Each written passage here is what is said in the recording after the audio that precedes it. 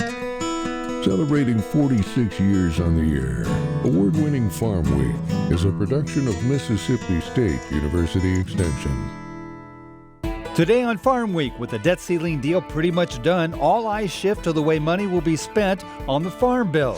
Plus, new labor laws would triple the cost of goat grazing fire risk reduction, driving herders out of business. In Southern Gardening, Eddie says, "Know what I mean, Fern?" And in our feature, encore coverage of a critical story, rural mental health. Farm Week starts right now.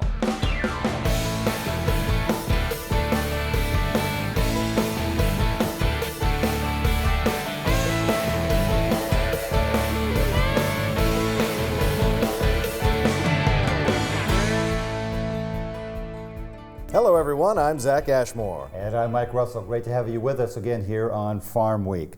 The debt ceiling deal is done, at least for the next year and a half. Congress soon headed for summer recess.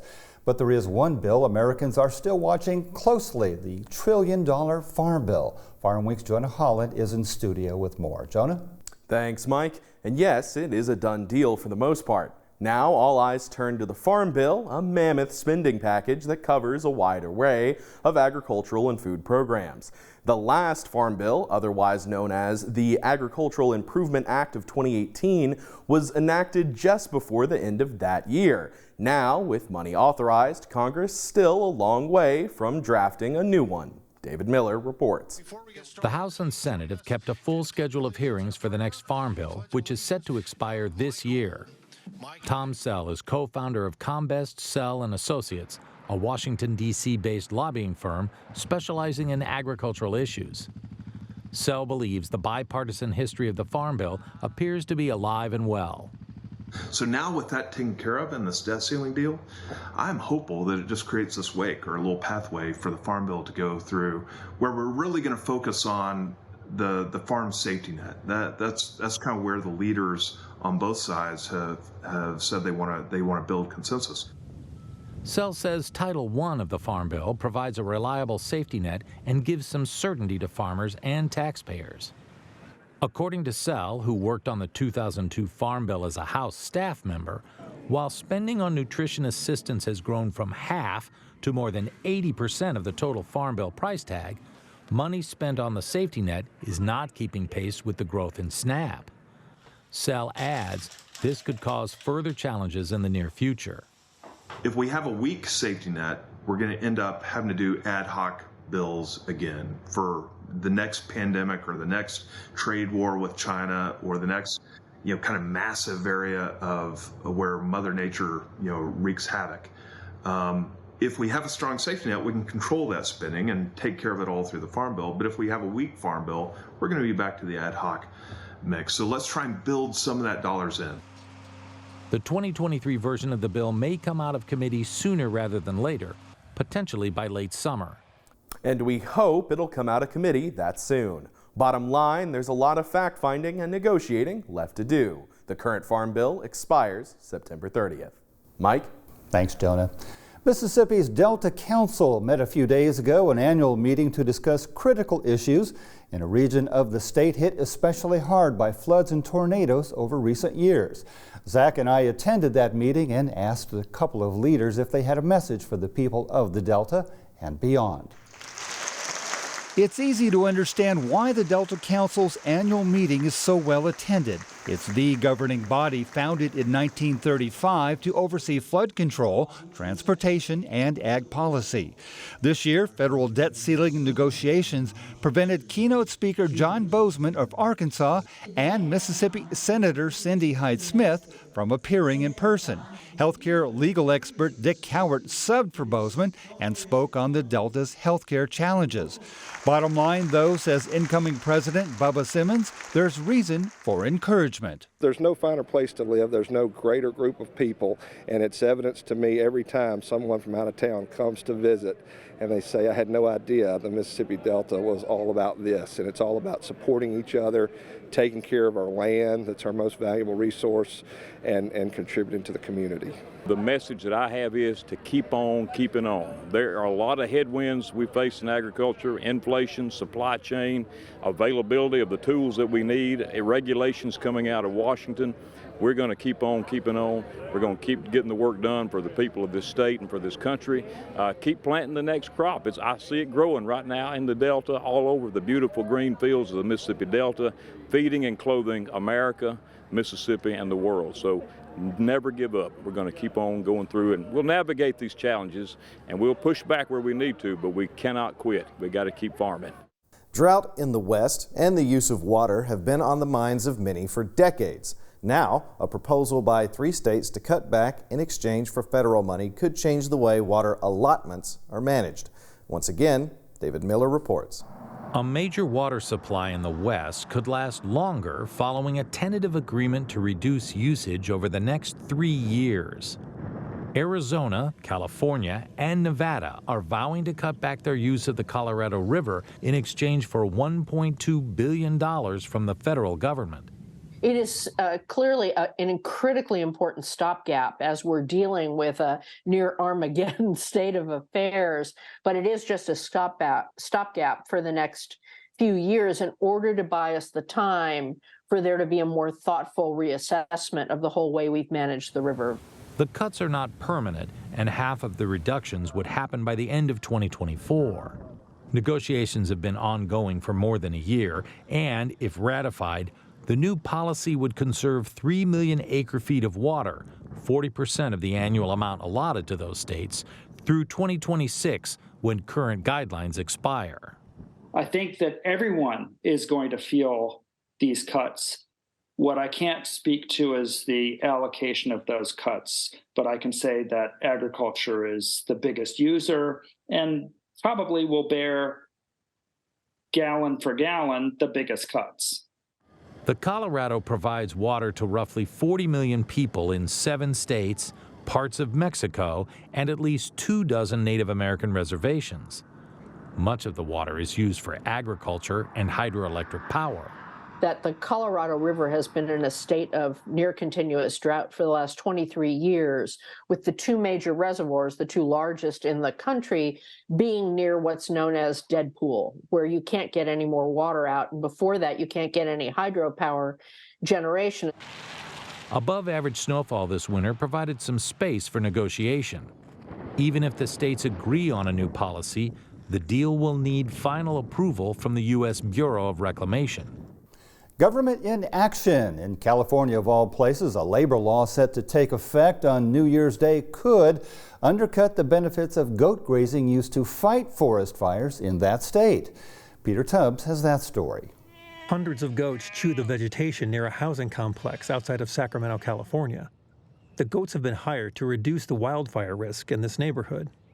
We're working to graze those and essentially mow those down to reduce the fire risk for the upcoming dry season.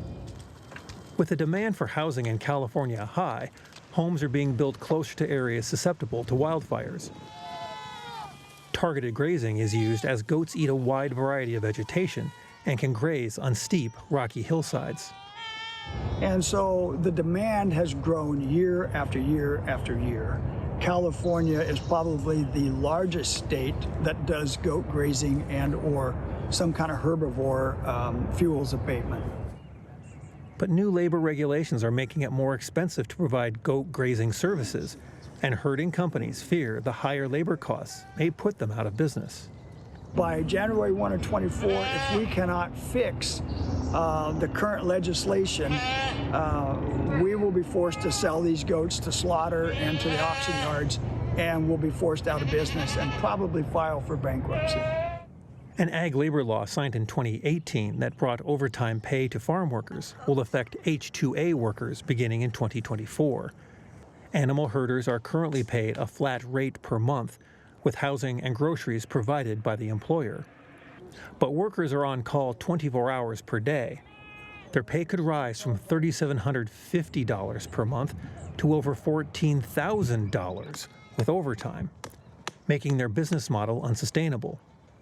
In turn, the fire prevention technique could become unaffordable.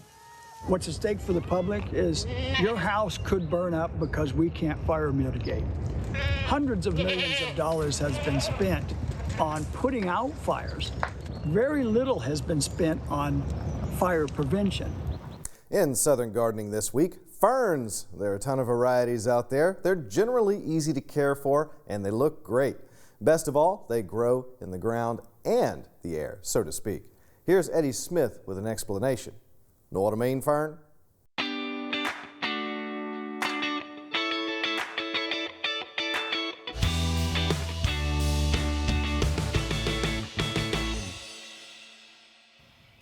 One of the best ways to highlight ferns is to plant them in a hanging basket or a pot. Many varieties of ferns grow as a bush of green foliage, so lush that the fronds spill over the sides of the container. Raising this display up to eye level where it can be properly admired really is one of the best ways of showcasing their beauty.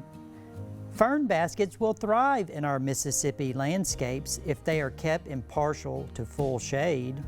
The Kimberly queen fern, also known as the sword fern, is gorgeous with its upright and sprawling growth habits. This fern has lush, sword-shaped fronds. The leathery and toothed dark green foliage provides great texture.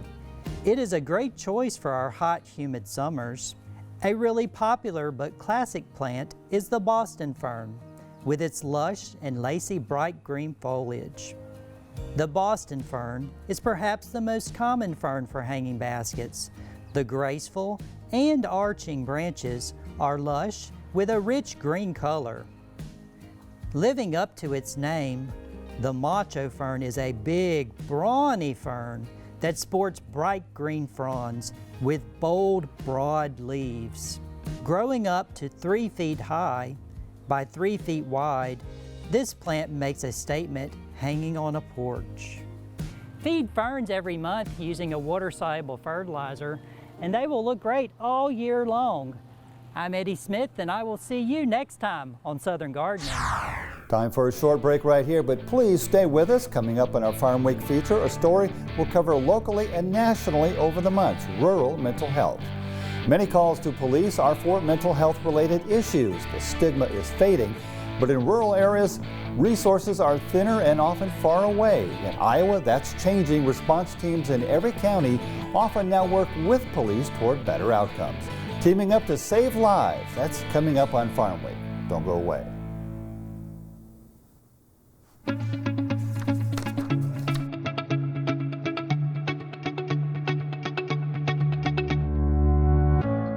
I believe in people and their hopes, their aspirations and their faith, and their right to make their own plans and arrive at their own decisions, and their ability and power to enlarge their lives and plan for the happiness of those they love.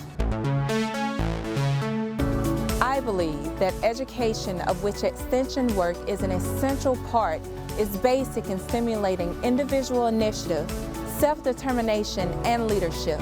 That these are the keys to democracy, and that people, when given facts they understand, will act not only in their self-interest, but also in the interest of society. Because I believe these things, I am an extension professional.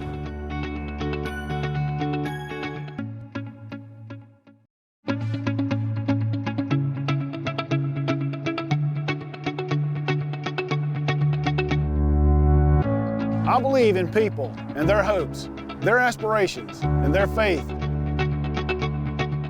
I believe in intellectual freedom to search for and present the truth without bias and with courteous tolerance toward the views of others. I believe that education is a lifelong process and the greatest university is the home.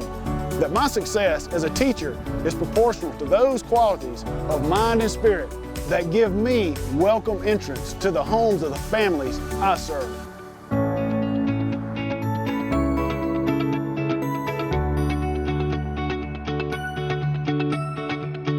Because I believe these things, I am an extension professional.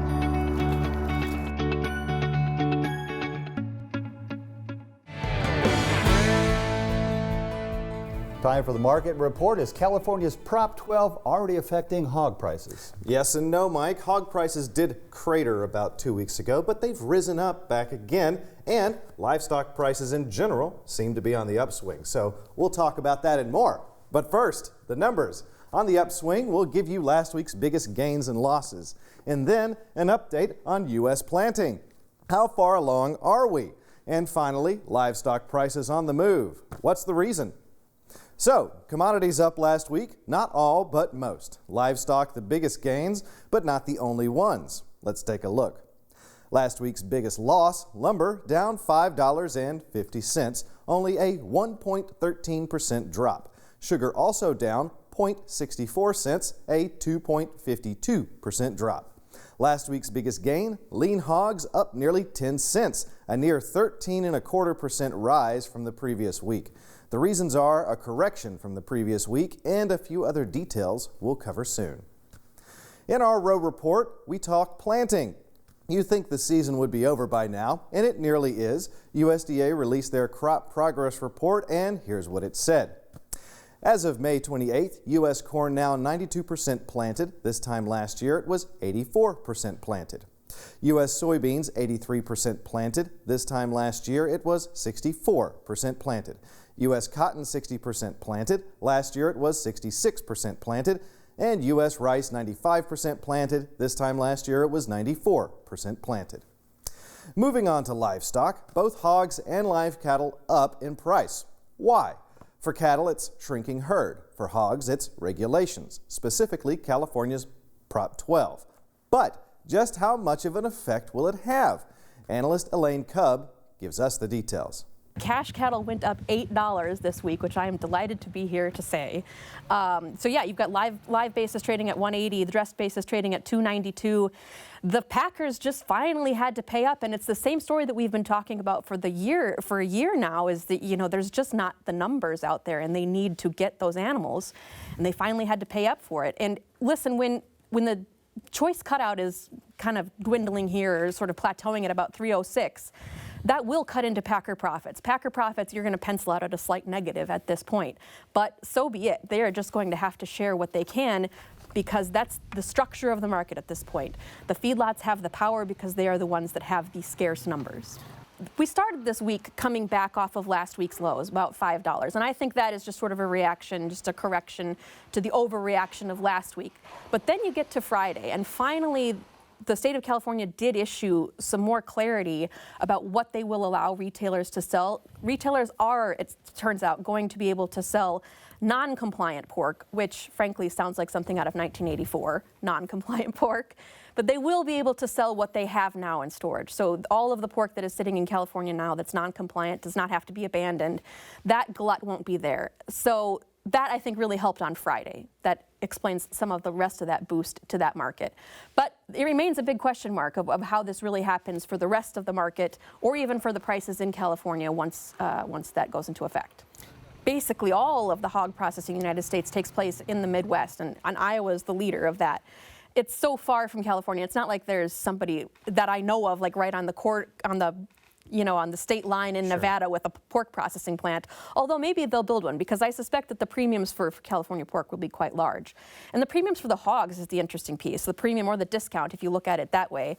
When I looked at this back in 2021 doing some research, if you have a sudden glut of oversupply of hogs, that spread between compliant and non-compliance could be $10 to $20, and I think that that's what we're going to see in July.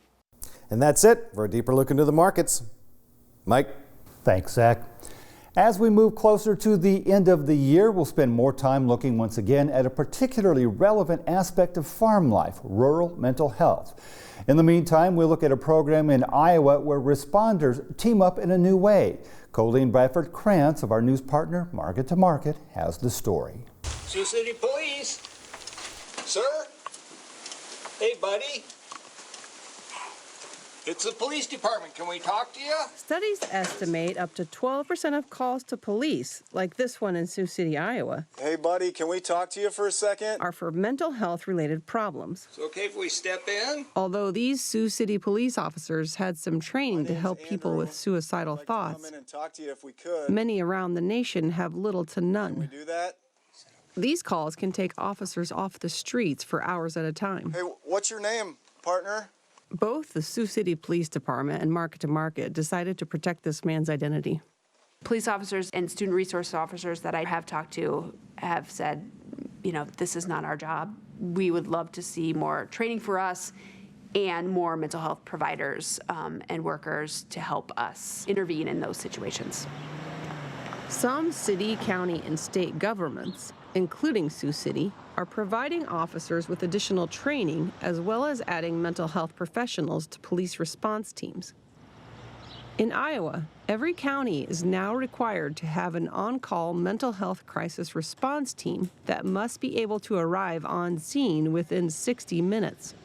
I've seen things change rapidly. It's a breath of fresh air to be able to show up to a call and have something like MCAT where there is a mental health professional that's willing to show up. The teams are often located in the county seat, which can put those who live on the fringes of the county at the outer edge of the 60-minute time limit. If the situation is deemed safe, team members can stay behind, while law enforcement officers move on to other calls. Our Sac County Sheriff's Department, which patrols all of the Sac County, has 2 officers. This is very similar in every single one of our counties. So you take one of those officers out for, say, to deal with the situation to 4 or 5 hours, it does take somebody off. Dre, who oversees the mental health team 75 miles to the east in rural Sac County, says the stigma related to mental health is beginning to fade, especially among younger generations. Having them understand about their mental health, about their feelings, their emotions, and making it okay as a child will then morph into adulthood. Some experts say even an hour can be too long, especially when it comes to children. The 2021 Iowa Youth Survey of 6th, 8th, and 11th graders found a little more than 20% reported having suicidal thoughts in the previous 12 months, a 60% increase from 5 years earlier. Our rural people have the same incidence of mental health difficulties as our urban people.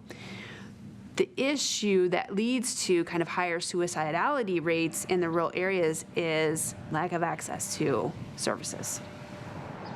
Rural areas typically have fewer resources and mental health professionals within a reasonable driving distance.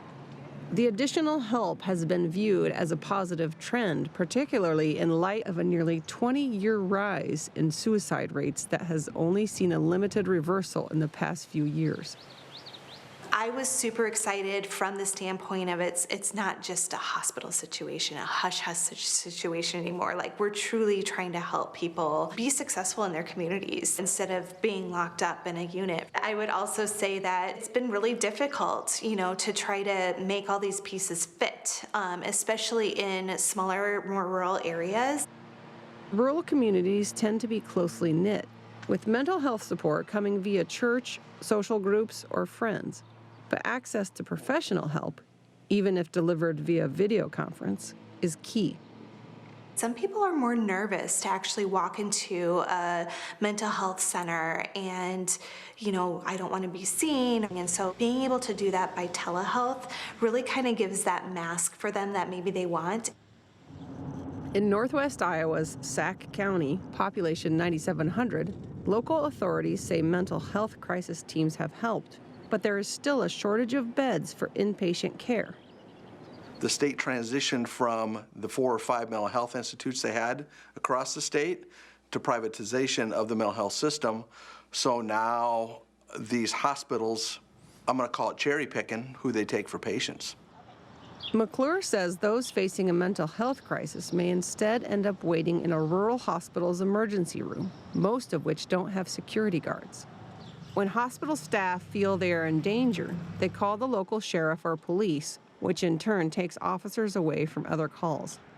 We don't have the resources, we don't have the bed availability, we don't have the manpower, and in some places we don't even have the cell phone coverage to communicate. You can't put a mental health patient in jail. That's not where they belong. These people need help. And I believe the system, for the most part, the total system, is a failure. In nearby Woodbury County, home of Sioux City, population 82,000, the unit has saved officers an average of 30 minutes per mental health-related call. Officer Duttler, who was a mental health counselor before becoming a police officer, and 3 others responded to this call, where a man was sitting on the windowsill of his multi-story apartment, considering ending his life. The man told Duttler he was upset about a close friend who had killed himself the week before. No, you're okay, buddy. You don't have to apologize to us at all. You don't have to apologize to us. Every single human being on any given day is dealing with some level of mental health, and maybe it hasn't elevated to a crisis for you at that point in time, but we're all dealing with life's little quirks and situations, and so bringing the awareness and having the partnerships has brought us a long, long way. Very important. If you or someone you know is in an emotional crisis, call or text 988 anytime for confidential, free crisis support. Get the help you need. Absolutely. Well, next week, a man who made history as the nation's most influential Secretary of Agriculture. You've probably never heard of Tama Jim Wilson, but he was America's longest-serving head of the USDA, and the work he did was extraordinary. Thanks to him, farming was improved and the USDA became far more relevant. He even taught George Washington Carver. An amazing man. Meet Tama Jim next time on Farm Week. Remember, if you missed a story, look for past episodes of Farm Week on our website at farmweek.tv. And don't forget to follow us on Facebook, Twitter, and YouTube. See you next week. Thanks for watching.